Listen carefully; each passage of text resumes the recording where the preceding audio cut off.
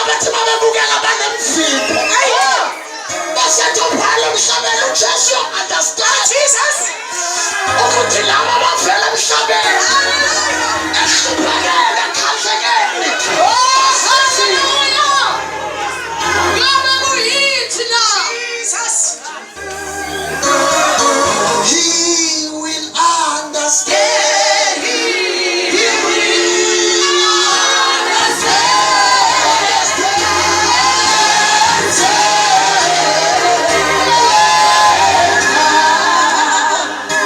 Come on, Manusi. This one, Babunene.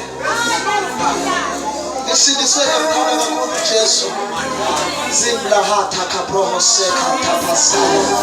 Librahata la brohosaka tapose. La banca seke brohosaya. Dile brahase ena la brahata kas. Ula brehesa. Thank you, Jesus. Yandala siya vesini. Moya si. Siwa.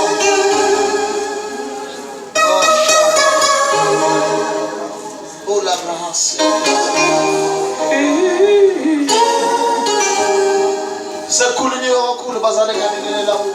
The apostle of the house no mama wakwakhe egameni lika Jesu aphinda abomfundisi uRT kwelithi sengiyagoqa mina kunento ekhulunywa uShenge wathi it is finished kuthi angithi mina ungalingi uzulala ungaliqedanga ibanga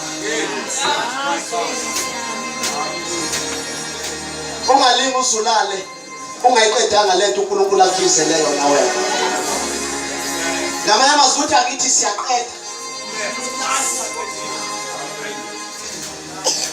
uJesu Shenge wayefuna ukusifundisa ukuthi assignment uNkulunkulu ekunikile uyayiqeda. Zonke abantu abaphila baze behambe emhlabeni bengayiqedanga assignment.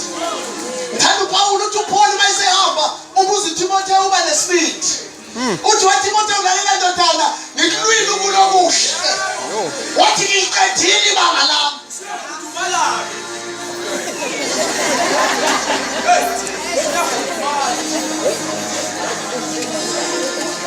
Ayikho into ebuhlungu njengoba uhambe ungaliqedi ibanga. Ngoba njengoba siphila nje sibizela ukuthi sisebenze siqede.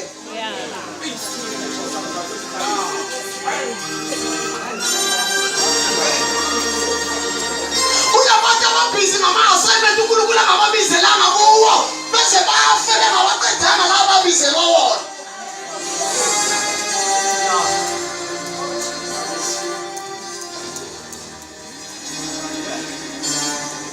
Abantu uNkulunkulu wabibizela ukuthi baba bawashipha kodwa ngenxa yokuthi bayathanda ukushumayela bayeka ubiza uNkulunkulu ababizela bona baqale assignment ongasiyona. Masifike ezulwini banenkinga ukuthola ukuthi uthola u0 at 100. Oh Jesus. Yebo. Ubhizi lento mesiwa. Kunabantu who are very busy. Babushela bawuthi uyabheka ubizo labo bayakho busy ngobizo babhizi ngelinto. Ngoba babona ukuthi iyatrenda. Oh yeah. Liyaqedwa ibaba. Luke chapter number 23 verse 46. To 3:00 afternoon. Alibonga igama lenkosi. Kunevesi engenzansi ku45 before siye 46 uthi lithi iBhayibheli kwaqhephuka isihenqo sethempeli. Alibonga igama lenkosi. If you read the history, lithi iBhayibheli ithi history uma nesikhathi kulesi sikhathi ku 3:00 ntambama. Lithi iBhayibheli Shenge abapriesti they were busy in the temple. Ngesikhathi uJesu ebethela they were busy in the temple. Bebusy behlaba iwudlu behambisa umhlatshelo. Belahambisa ethempelini lithi iBhayibheli kwakunesengo esihlukanisa iholy of holies neholy place. Lithi iBhayibheli when they were busy besathi basebenza njengokujwayela. Kanti lizofika ihora lesithathu ntambama. Bathi bahlaba iwudlu ababejwayele ukuhlaba. Yes, kanti ngaleso sikhathi sehlatshwe iwudlu abajwayele. Hallelujah.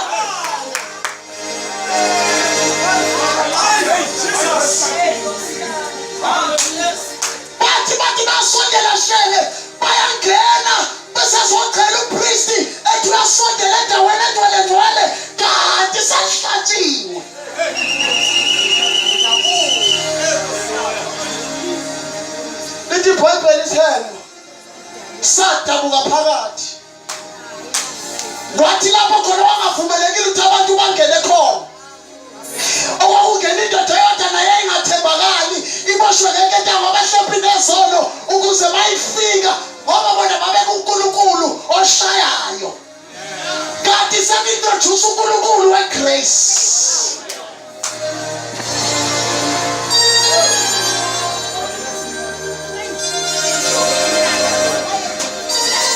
Lithi iBhayibheli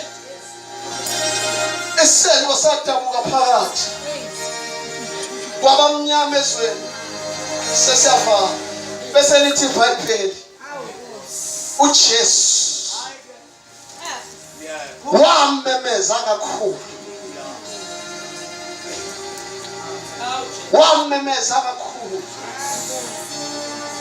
wathi Baba esandleni zakho ngiyawubeka umoya wami. Wathi Jesu bangishayile kodwa banawo amandla okungibulala. Wathi Jesu bangibethelile kodwa banawo amandla okungibulala. They cannot kill me. Kodwa ukuze kufazeke, let me, Jesus Christ, command my spirit. Oh, hallelujah. Oh, Jesu wabazalana ngazabulawe kodwa uJesu ngokuthanda kwakhe wawubeka umoya.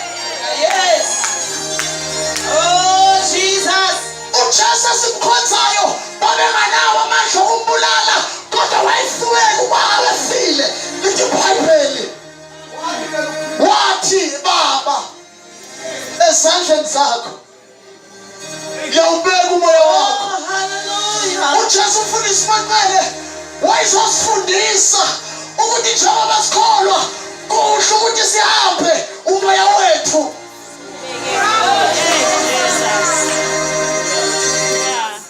Hallelujah. Okay. Uthi uPawuli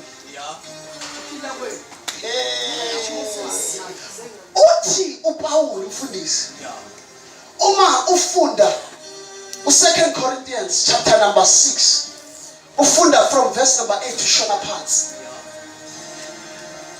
Uma ufunda isihloko sithi ubunzima bukaPawuli ngoba mfundisi Manqele njengoba sikholwa ngeke ukuhlukanise ikholwa nezimo.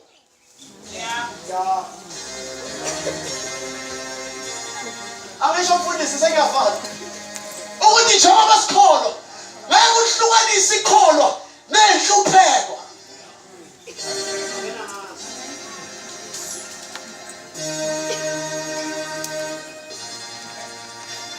Ukuze sifiso sazi ukuthi uyakholwa yingakho uJesu bekhuluma ukuthi babusisiwe nibusisiwe uma belithuka.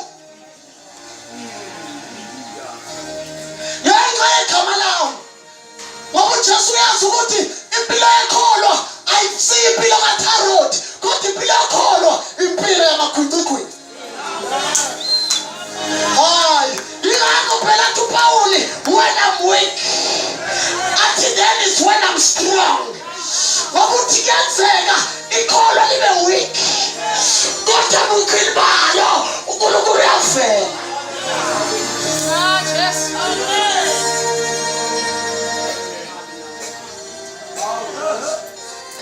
Liyahlupha ikholwa elihamba umoya walo.